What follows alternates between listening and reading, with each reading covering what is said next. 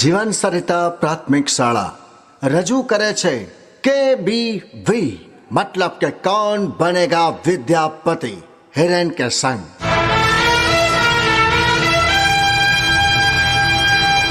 મિત્રો, कौन बनेगा विद्यापतिમાં આપનું સ્વાગત છે।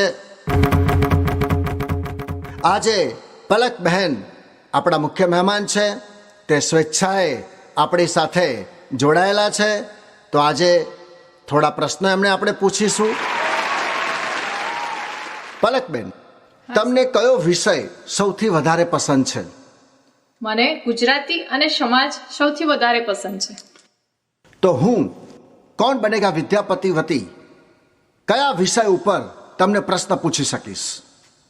સર, મને રામાયણ વધુ પસંદ છે, તો તમે મને રામાયણ વિશે પ્રશ્ન પૂછી શકો છો।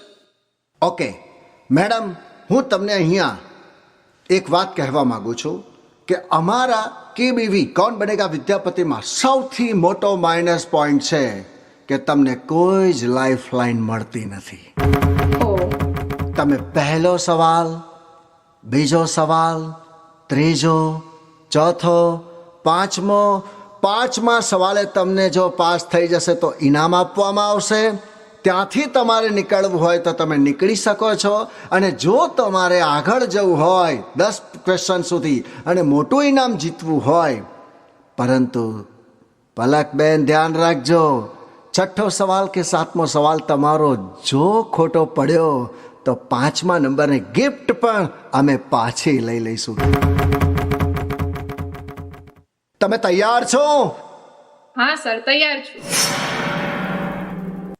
પ્રશ્ન પહેલો, રામાયણની રચના કોણે કરી હતી? તમને અહીં 4 ઓપ્શન આપવામાં આવે છે। A Valmiki, B Ved Vyas, C Durvasa, D Kalidas. Palakben, વિચારીને જવાબ આપો, તમારી પાસે માત્ર 30 સેકન્ડનો સમય છે।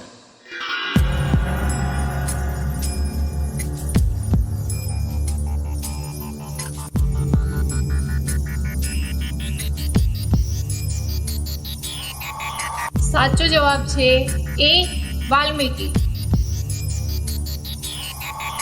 100%? હા સર, 100%। લોક કરી દઉં? ચોક્કસ। કમ્પ્યુટરજી, મારો વેબ ક્વિઝ, મારું KBV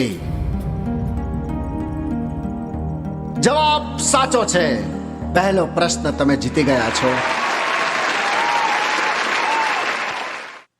પલકબેન, બીજા પ્રશ્ન માટે તમે તૈયાર થઈ જાઓ। Okay sir. પ્રશ્ન 2, પલકબેન, હવે પછીનો જે પ્રશ્ન છે એ કોમ્પ્યુટર સ્ક્રીન પર તમે જોઈ શકો છો। લક્ષ્મણની પત્નીનું નામ શું હતું?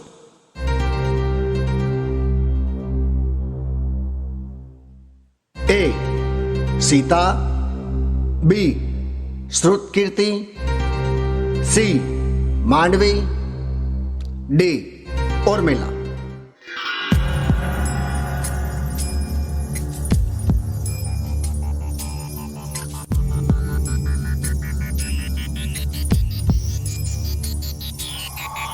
સાચો જવાબ D ઉર્મિલા। ખૂબ જ સરસ। તમે બીજો સવાલ પણ જીતી ગયા છો પલકબેન। હવે તમારા માટે થોડો અઘરો ત્રીજો પ્રશ્ન એ કોમ્પ્યુટર સ્ક્રીન પર તમે જોઈ શકો છો। પ્રશ્ન ત્રીજો, વૈદેહી કોને કહેવામાં આવે છે?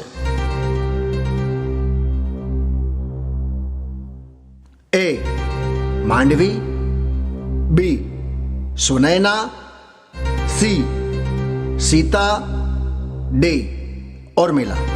પલકબેન, 30 સેકન્ડ તમારા માટે।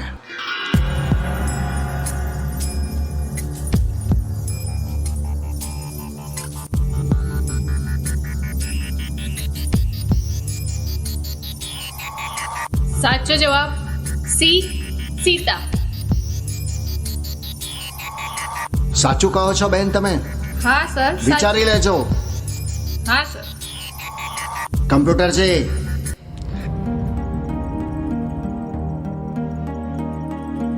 અરે વાહ, ખૂબ જ સાચો જવાબ છે આપનો. ધન્યવાદ. પલકબેન, ચોથો પ્રશ્ન આપના માટે એ કોમ્પ્યુટર સ્ક્રીન પર તમે જોઈ શકો છો. સીતાની પાલનહાર માતાનું નામ શું હતું?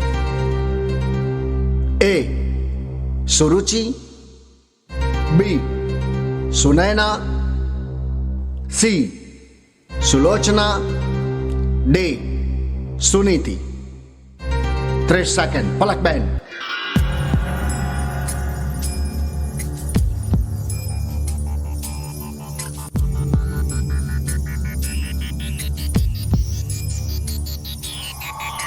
સાચો જવાબ બી સુનયના.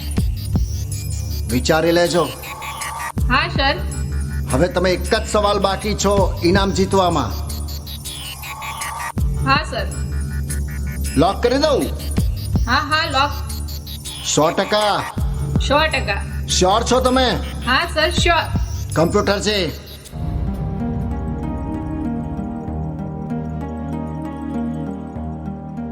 અરે વાહ, ખૂબ જ સરસ. તમે ચોથો સવાલ પણ જીતી ગયા છો. હવે તમારા માટે પાંચમો સવાલ એ કોમ્પ્યુટર સ્ક્રીન પર તમે જોઈ શકો છો.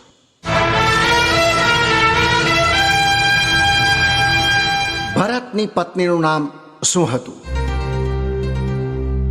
એ માંડવી, બી ઉર્મિલા, સી શ્રુતકીર્તિ, ડી માતંગ. બોલો પલકબેન, તમારા માટે પાંચમો સવાલ, અને અહીંથી તમે ગેમમાંથી બહાર નીકળી શકશો જો સાચો જવાબ પડશે તો. 30 સેકન્ડ તમારા માટે શરૂ.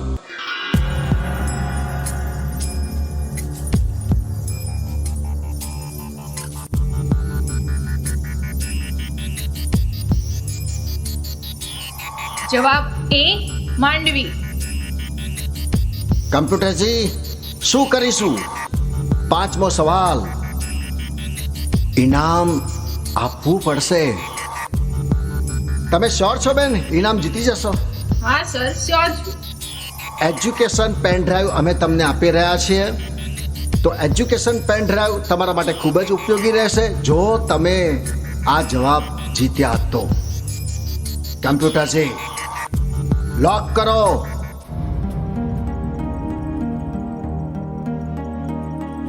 અરે વાહ, ખૂબ જ સાચો જવાબ છે.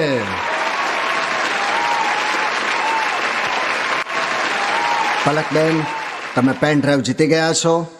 પેન ડ્રાઈવ લઈ અને ગેમમાંથી બહાર નીકળવું છે કે પછી આગળ જવું છે? ના સર, આગળ જ જઈશ ને હું. 100%. હા સર. તમે એટલું વિચાર કરી લેજો કે હવે પછી સવાલ ખોટો પડશે તો પેન ડ્રાઈવ પણ જશે. તમે તૈયાર છો? હા સર તૈયાર છું. પલકબહેન, બીજો રાઉન્ડ શરૂ થયો છે. થોડા પ્રશ્નો અઘરા હશે. વિચારજો જવાબ આપવામાં, નહીતર તમને આપેલી પેન ડ્રાઈવ પણ પાછી લઈ લઈશું. અને મિત્રો, કેબીવીનો ઉદ્દેશ એક જ છે, માત્ર તમને નોલેજ આપવાનું. છઠ્ઠો સવાલ પલકબેન, તૈયાર થઈ જજો. એ કોમ્પ્યુટર સ્ક્રીન પર તમે જોઈ શકો છો.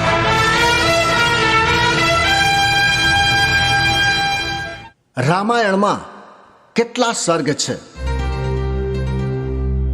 એ 502, બી 402, સી 500, ડી 509. પલકબેન, પેન ડ્રાઈવ મળેલી છે. જો જવાબ ખોટો પડ્યો તો પેટ્રોલ પણ બાળેલું ખૂબ જ નુકસાન કરતા રહેશે. અહીંયા કોઈ હવે લાઈફ લાઈન મળશે નહીં. 30 સેકન્ડનો સમય તમારા માટે શરૂ થાય છે.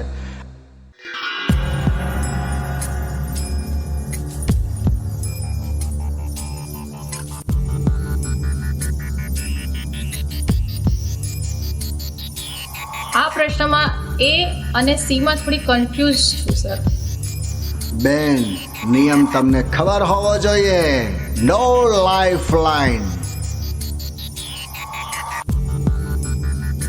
એ 502 કે સી 500? મને એક જ જવાબ જોઈશે. કમ્પ્યુટર બે જવાબ લેતું નથી બેન.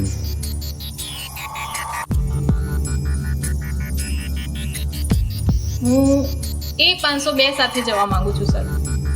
100%? હા સર, 100%. હજુ વિચારી લેજો. હા સર, વિચારી લીધું. કમ્પ્યુટરજી, ઝડપથી નિર્ણય આપો.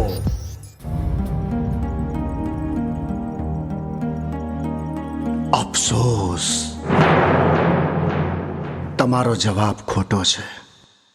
સોરી પલકબેન, તમે પેન ડ્રાઈવ જીતી ગયા હતા, પરંતુ તમારી ભણવાની જે ઘેલસા હતી અને તમને જે જિજ્ઞાસા વૃત્તિ હતી કે મારે આગળ ઇનામ જીતવું છે, પરંતુ તમે આટલે સુધી પહોંચ્યા છો, હું આપને ખૂબ જ ધન્યવાદ આપું છું. થેન્ક યુ અમારા શોમાં આવવા બદલ. ખૂબ જ આપનો આભાર. નેક્સ્ટ ટાઈમ તમે ફરીથી બીજી એક્ઝામ આપશો મહાભારત વિશે, ત્યારે ફરીથી ઇનામ જીતીને જજો. Thank you Palakben. આપ કંઈ કહેવા માગો છો અમારા આ કેબીવી શો વિશે? તમને કેવો લાગ્યો? હાર જીત તો ચાલ્યા કરે સર, પણ તમે મને આ મોકો આપ્યો એના માટે હું તમને ધન્યવાદ કહેવા માંગુ છું સર. Thank you.